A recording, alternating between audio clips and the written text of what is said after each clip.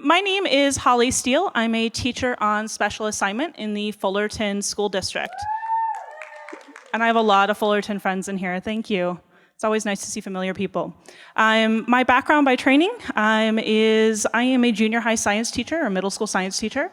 I spent 9 years of my career teaching middle school science, mostly 7th and 8th grade, at Beechwood School in Fullerton, California. But now I have the distinct privilege and honor of being out of the classroom as a TOSA, where my job is to do professional development specific to the NGSS for grades K through 8. So I'm especially lucky to get to see that spectrum from the littles all the way up to our middle schoolers. And boy, is it an interesting experience to see. I'm also very active in Science Olympiad. It's why I got into science to begin with as a kid. I did this as a middle schooler and a high schooler. I coached for 8 years, and now I'm active on the county level as well in supporting our program. And I'm one of 5 co-founders of EdCamp North Orange County, and I know we have a couple of our other co-founders here today as well. So who's here? Do I have any K through 5 teachers? Wow! Oh, that's so exciting. Secondary, 6 through 12? Wow. 6th grade teachers, you are secondary according to the NGSS world. I forgot to ask early childhood. I totally skipped that. Do I have any? I love you. Thank you. Coaches and fellow TOSAs, my people, yay. Administrators, nice. I'm glad you're here. Higher ed. I added higher ed because yesterday we had one higher ed person that came to our other presentation, but none here today. That's sad. County office folks. And I really included this because I knew they were going to be here. And do we have any informal ed partners? Drats. Okay. Well, wonderful. I'm glad that you are all here today. And did I miss any category of folks? Special needs. Thank you. I'm glad that you're here. Okay. Well, we're here today because I'm really passionate about science and I'm really passionate about technology.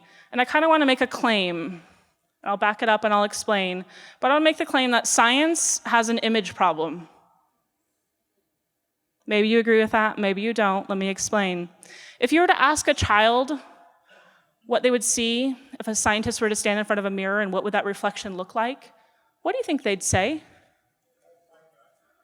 It probably looks something like this. Now, well-known famous scientist. And if you were to ask them to describe this person, they're going to say they're really smart, right? They know a lot of stuff. They might say they're crazy. They blow stuff up. I thank the Mythbusters for that one. Okay? But really, when I see a child and I want them to think about the reflection of a scientist, what I want them to see is this. I want them to see their own reflection, not this. So how do we get from here to here? Because a child should think of themselves as a scientist or an engineer. Okay? And no wonder they think that. I want you to think about how we've been teaching science for the last decade and a half, where we've had standards that sound something like this. Students know there is variation among individuals of one kind within a population. Students know density is mass per unit of volume. Students know the definitions of solute and solvent. Students know new mutations are constantly being generated in a gene pool. Do you notice anything? No, you don't? Ha ha, that's good. When you distill this down to its core essence, for the last decade and a half, we've been teaching that science is just something to know. And what a shame that is, isn't it? And do you know how that makes me feel? It makes me feel like this. Tear. Because that's not the science that I know and love. And me, with a background in training in science, that's not what I think of when I see science. I think of science when I see the fireworks every night, or I hear them from Disneyland near my house. I think about it when I travel to places like beautiful beaches. I see science when I think of Scott Kelly, who just came back from almost a year on the space station. When I bake and I cook at home, that's science. When I think about the monarch butterflies who are beginning their annual migration, or even really cute, ridiculously furry creatures like the American pika. And those of you who know me, I work a pika almost into every presentation, somehow. They're like my little favorite critter. But what they are is they're an incredible indicator species for the effect of rising global temperatures. If you don't know what the pika is, Google it. Go find its call and listen to it. You can thank me later. I promise. Go do it. Okay? This is science to me. And so if this is what I see as science, and I know what my kids think, science has an image problem. Because facts are not science, just as the dictionary is not literature. So I'm going to propose that science needs a makeover, and not just a little makeover. It needs an extreme makeover, science edition. Okay, it needs one, badly. But we're very fortunate, I hope you see it this way, that leading the Extreme Makeover Science Edition is our new and incredible host, the NGSS. He's so cute, isn't he? Aww. Okay. So the NGSS, or the Next Generation Science Standards, are the adopted standards here in the state of California. They're not up for discussion. They're not a hypothesis. I had someone ask me that. Are these a hypothesis? No. They are our official state standards in the state of California. How many of you feel like you're pretty familiar with the NGSS? Okay, cool. How many of you, this is like your first presentation you've ever heard anything about NGSS? All right, so I'm going to assume everyone else is in between there. Okay, awesome. So just a really quick piece for those of you who maybe aren't as familiar with them. The NGSS, or the Next Generation Science Standards, are termed three-dimensional standards. And their philosophy and this underlying idea that science kind of has three major dimensions is a really new idea for us. So when we look at it, we have the science and engineering practices. These are what scientists and engineers do in their day-to-day work. This is how they engage in their fields. We have the disciplinary core ideas. This is the content. Yes, it's still important to know some stuff. I don't want to say it's not important, but it's not the sole focus anymore. And last but not least are the cross-cutting concepts, which are the big themes of science. They're the lenses through which scientists and engineers view their world. So this three-dimensional nature of science looks very different than what we used to do. Okay? And I'm going to focus specifically today on the practices. Not saying that the others are not important, they are, but it would be an awful lot to try and talk that all into one presentation. So we're going to kind of narrow our focus. So the practices, there are 8 of them. These are 8 things that scientists and engineers do in their day-to-day work. Things like they ask questions and they define problems. They develop and use models. They engage in argument from evidence. Hey, that sounds like English language arts, doesn't it? Yeah. Okay. They use mathematics and computational thinking. They analyze and interpret data. These are the things that scientists and engineers do. It's a lot of different things that they do, isn't it? Okay. So these practices, so this is how we're going to get there. We know we're going to engage in these practices. These cards, just so you know, are things that actually I made. And you can, in the presentation itself, there's a link to the cards that you can download, and I also have them for the cross-cutting concepts and the disciplinary core ideas. I gave every teacher in my district a set of these cards, so they're common visual icons that we use, grades K through 8 in our district. So if you'd like them, there's a link to them. They're on the Google Drive folder. Please help yourself. And when you first read and you consider these new practices, you're going to notice something very different in the language of the standards themselves. Because you hear things like this: construct a model, engage in argument, plan an investigation, analyze and interpret data. And I'll tell you, this is the first thing I realized when I read these new standards. Before I figured out anything else, the first thing that struck me was all of a sudden, science was active again. I'm no longer just sitting here and pondering things to know. Now I actually have to do something. And I don't know about you, but kids get excited when they get to do something and move beyond just the know. that's part of what makes science so awesome. Okay? Because at the end of the day, you might think of it as this. Our goal is to have our students learn like a scientist, to talk like a scientist, to read like a scientist, to think like a scientist, because gosh darn it, I want them to be a scientist or engineer. It really should say learn like a scientist and engineer, but it doesn't. Okay. I borrowed this from someone else, as you can see. Okay. That's our end goal. And if we want our students to be able to do this, we need to think about, well, what do we do to get there? What are the specific tools that I'm going to use to get my students to do all of these engaging practices? And this is where devices and resources come in really handy. There is an amazing amount of resources that you've probably learned about here at Q. You might have some devices, or you might be able to get your hands on some, to borrow some, to work with some. And gosh, that changes the entire playing field for science education.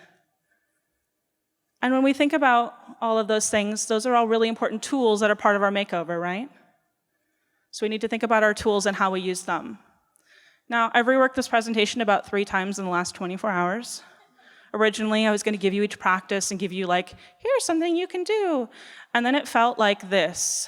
There's an app for that.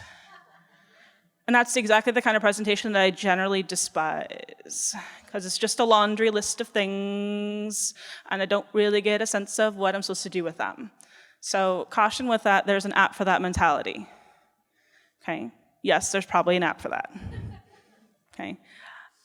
But what I really want us to think about is how do we actually use this to have our students, who are science learners, make sense and construct sense of their worlds. So it's about the learner, not the app or the tool or the website. It's what are we doing with them? How am I using this to have my students engage in science in a way that is meaningful, that helps develop their understanding and help make sense of the world in which they live? So I'm going to give you an example. I'm going to work from the practice analyzing and interpreting data. How do you feel about data? Because if you look at this data, and if you were to try to give this data to your students, what would they do? Would they maybe look like this? I don't know what to do with that. That's scary, I'm going to cry. But there's no crying. We don't need to cry. So we just need to look at our tools and what can we do. So I could use a tool that allows my students to engage in data analysis, to look for patterns and trends and correlation between data sets. Because sometimes half the battle is just getting the graph made.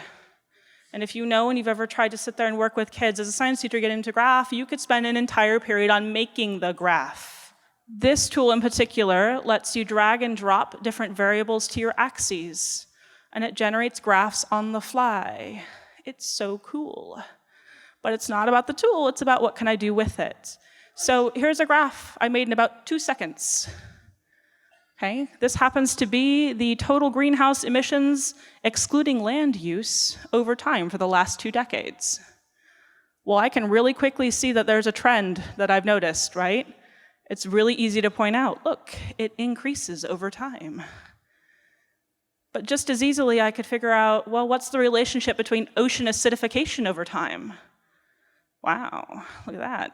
Not quite as clean, but there is a decreasing trend here on this graph. So that means that the ocean is getting less and less basic, in other words, more and more acidic. Do you remember your chemistry? Over time. And now my students might be asking questions like, well, gee, this one goes up and this one goes down. Are they related to each other? Could I do that graph too? Right? Wouldn't be that hard. I drag and drop to my axes, and there I go. And now I'm asking questions. I'm analyzing, interpreting my data. I'm looking for patterns. Isn't that what I wanted to do? It was. And so now I've been able to focus on the actual practice to let my students engage in that in a meaningful way without spending 54 minutes graphing the actual data. Now, I didn't actually run the correlation graph, but you can do it yourself. You can check it out. This specific tool, because yes, you probably want to know what the tool is called Tuva. It's a website. It's not an app. It is iPad friendly. It is device friendly. As far as I can tell, it's device agnostic. It loves everyone. which is part of why I included it today. So Tuva Labs, like a lot of different sites and companies these days, they have stuff you can do for free and stuff you can pay for. So keep that in mind. But what you can do for free works just fine for me. Okay? But here's a resource that I would never have had access to without devices or technology that now lets my students engage in the practice of analyzing, interpreting data in a meaningful way without tears. See how that works? That's amazing. But there are a lot of you in here, and there's one of me up here. One of me, lots of you. And really, the smartest person in the room is the room itself. How many of you have heard that at least once at Q so far? I heard it yesterday because my co-presenter said it. Okay. And so I actually want us to take a moment to have some interaction with each other, because I'm already growing tired of talking at you, and I'm sure you're probably growing tired of listening to me, and most of you have just eaten lunch, so we need to get you moving a little bit. So I'm going to ask that we kind of divide up into some groups. They're going to be fairly decent-sized groups because there are a lot of you. And I'm going to ask that you pick a practice. There are 8 of them. And I know I have a lot of you in here who this is your first piece, and you're like, oh, audience participation, I'm already heading out the door. Don't panic. It's okay. Everyone is welcome. There are no tears here, remember. Okay? If you're not familiar with the practices, I've even provided a little cheat sheet about what that practice is to hopefully make it a little bit more inviting and welcoming to you. Okay? And I'll explain what those are in a second. You're going to brainstorm with your group. What are some tools that you could use to have your students meaningfully engage in the practice? Remembering that it's not just the tool. I don't want just a list of apps because that's not that helpful. What could you do with it? Keep it focused on the learner. What are they doing to engage in that practice? Okay? And I'm going to ask that you record the discussion. Technology at a technology conference is not always, well, all that helpful. Okay, so we have a backup plan, so let me explain. So we have some science. Okay, so you can find your peoples. If you want to do using mathematics, you can find that group, and so on. On the back of it is the quick, brief description of the practice, the little cheat sheet, which you can get online if you can get online. And just in case you can't record the discussion digitally, I have a spot for you to record it on paper, and then I can scan and put these up into the presentation so everyone can see those resources. So we have the technology, let's hope it works, but if it doesn't, we have a backup plan, just in case. Because as a teacher, you always have plan B, C, D, E, and so on. Okay? Does that make sense? Okay. So remember, no tears, don't run away. Everyone's going to be active, we're all going to participate. And if you're still not so sure, try to pick one of those practices that maybe feels a little more comfortable. If you are like a self-contained teacher and you want to do like engaging in argument from evidence, because it sounds an awful lot like writing, because it is. Try that. Maybe that'll feel more comfortable to you. But I'm going to leave these up here. So we're going to kind of break out, and I actually wanted to record that discussion, because we're going to get a lot more out of this if we share all the resources that we all know and that we would love to use with our students. Come on up and grab a practice, and let's have some group conversation, and then we'll come back together again to wrap up. We're going to take about 20 minutes.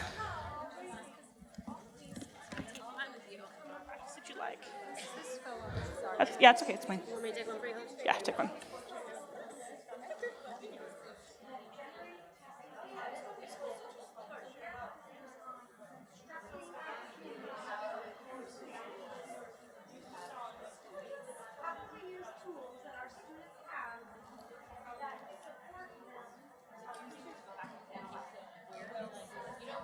Can we take perhaps a minute to wrap up those discussions? 1 minute to wrap up, and then we'll come back together.